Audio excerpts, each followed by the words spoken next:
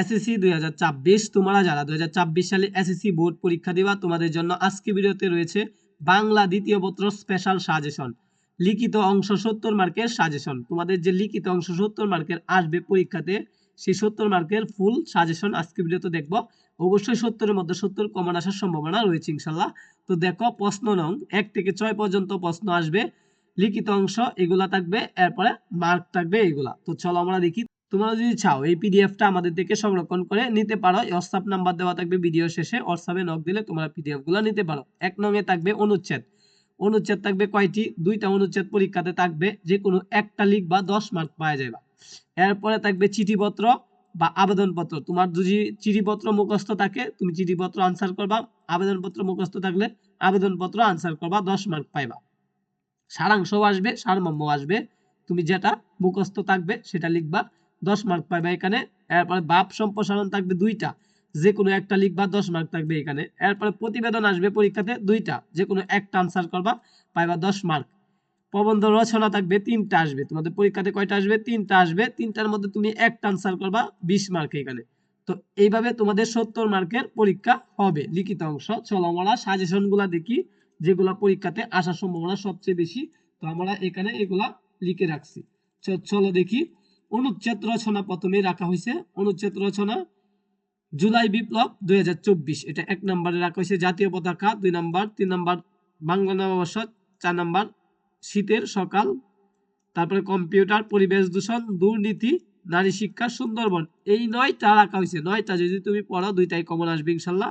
এরপরে যদি আমরা দেখি আবেদনপত্র, আবেদনপত্র রাখা হয়েছে 4টা, চিঠিপত্র রাখা হয়েছে 4টা। এই 8টা থেকে তুমি যে কোনো একটা আনসার করবা, ঠিক আছে? চিঠিও আসবে, আবেদনপত্র আসবে। বিনা বেতনে অধ্যয়নের জন্য আবেদন, বিজ্ঞান ক্লাব গঠনের অনুমতি চেয়ে আবেদন, শিক্ষা সফরে যাওয়ার জন্য আবেদন, দরিদ্র তহবিল থেকে সাহায্য চেয়ে আবেদন। এই 4টা তোমরা ভালো করে পড়বা। আবেদনপত্র, এরপর চিঠিপত্র, কম্পিউটার শিক্ষার গুরুত্ব বর্ণনা করে বন্ধু বা ছোট ভাইকে একটি পত্র লিখো। পত্র আর চিঠি একই কথা। এসএসসি পরীক্ষার পরে তোমার পরিকল্পনা জানিয়ে বন্ধুকে একটি চিঠি লিখো।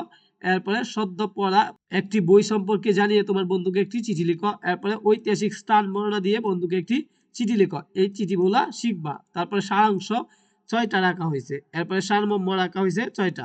সারাংশ হলো গল্প, আর কবিতা হলো, সারমর্ম হলো কবিতা থেকে আসবে, আর সারাংশ আসবে গল্প থেকে, ঠিক আছে? তো গল্প থেকে আসবে মানুষ মূল্য কোথায় চরিত্রে, আচ্ছা মানুষের মূল্য কোথায় চরিত্রে। এরপর 2 নাম্বার অতীতকে ভুলে যাও। 3 নাম্বার জাতি শক্তিশালী শ্রেষ্ঠ সম্পদশালী, অভাব আছে বলিয়ায় জগৎ বৈচিত্র্যময়। 5 নাম্বার তুমি জীবনকে সার্থক সুন্দর করতে চাও, ভালো কথা। এরপরে দেখো 6 নাম্বারটা বিদ্যা মানুষের মূল্যবান সম্পদ, সারমর্ম। সার্থক জনম আমরা জন্মেছি এই দেশে, বসুমতী কেন তুমি এতই কৃপণা। এরপরে বিদ্যা মানুষের মূল্যবান সম্পদ। 4 নম্বরে দৈন যদি আসে আসুক।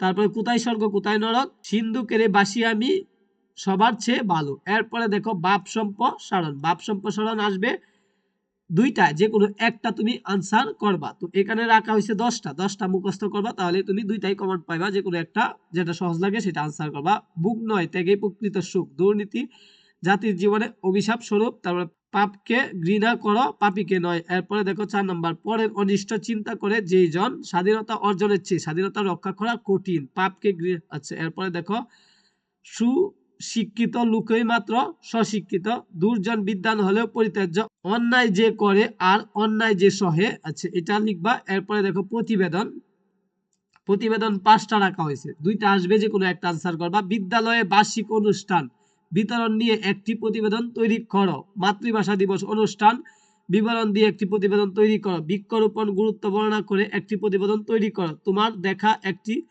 সড়ক দুর্ঘটনা বর্ণনা দিয়ে একটি প্রতিবেদন তৈরি করো। তারপরে জঙ্গিবাদ রক্ষাতে শীর্ষ একটি প্রতিবেদন তৈরি করো।